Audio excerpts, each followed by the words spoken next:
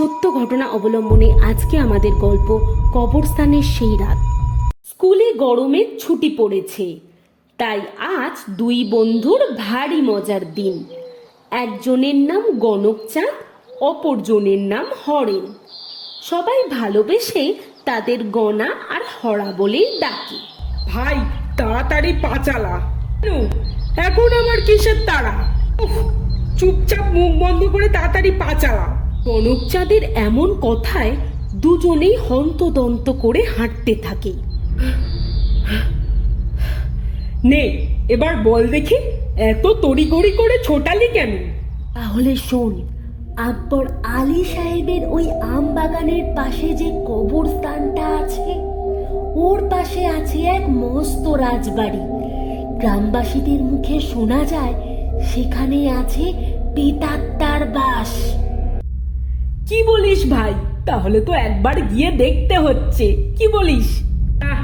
আমি এসবের মধ্যে নেই, বলে দিলাম। তুই গেলে যা। জানতাম এ কথাই বলবি। ভিতুর ডিম একটা। কি বললি? আমি ভিতু? আচ্ছা ঠিক আছে, আমিও যাব তোর সাথে। তবে আজ সন্ধ্যা 6টা, বাড়িতে কাউকে কিছু বলিস না, কেমন? হরিণীর এমন পীড়াপিড়িতে গণকচাঁদও রাজি হয়ে গেল যাওয়ার জন্য। হরিণ খুবই সাহসী, ভৌতিক বিষয়ে তার জানার ইচ্ছা প্রবল, আর এদিকে তেমনই ভীতু গণকচাঁদ।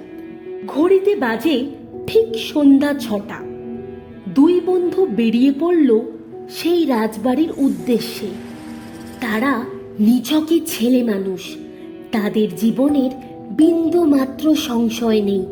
তারা জানেও না তাদের এই কাজ কতটা ঝুঁকিপূর্ণ হতে পারে। এক ভাই, গাছে কত আম! চল ভাই, কিছু আম কুড়িয়ে নেওয়া যাক। এই বলে দুই বন্ধু একের পর এক আম কুড়াতে শুরু করল, কিন্তু তারা জানেও না তাদের জন্য কি অপেক্ষা করছে। ঝড়ের গতিবেগ ক্রমশ প্রবল হলো, আকাশে বিদ্যুৎও চমকাচ্ছে। প্রবল বেগে বর্ষণ শুরু হলো। এমন প্রাকৃতিক দুর্যোগেও তাদের কোনো ভ্রূক্ষেপ নেই। তারা মত্ত আম কুড়ানোতে। হঠাৎ পেছন ঘুরে হরেন গনাকে দেখতে পেল না। গনা, এই গনা, কোথায় গেলি? বেড়া বলছি। আচ্ছা বাবা, তুই আমাকে ভয় দেখাচ্ছিস তাই তো? তুই ভিতুর টিম না, ঠিক আছে, তুই এবার বেরিয়ে আয়। কিরে, বেড়ালি?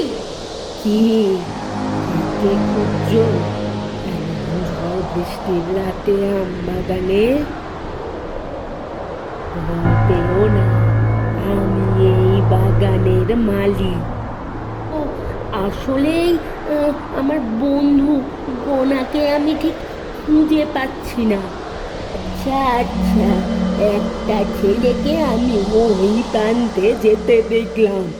তুমি ওই দিকে যাও, তোমার বন্ধুকে ঠিক পেয়ে যাবে। বৃদ্ধ লোকটির কথা একেবারে বিশ্বাস করে হরেন গণকচাঁদের উদ্দেশ্যে সেদিকেই রওনা দিল।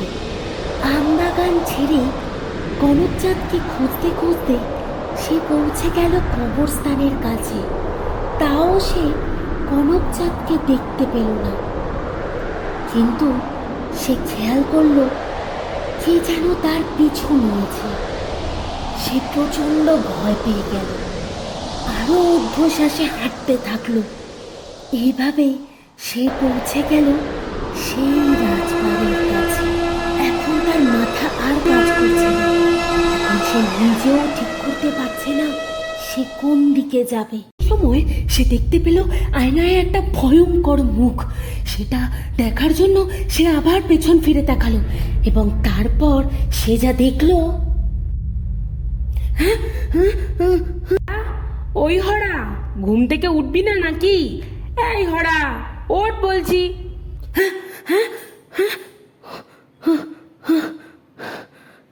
তার মানে ওটা স্বপ্ন ছিল।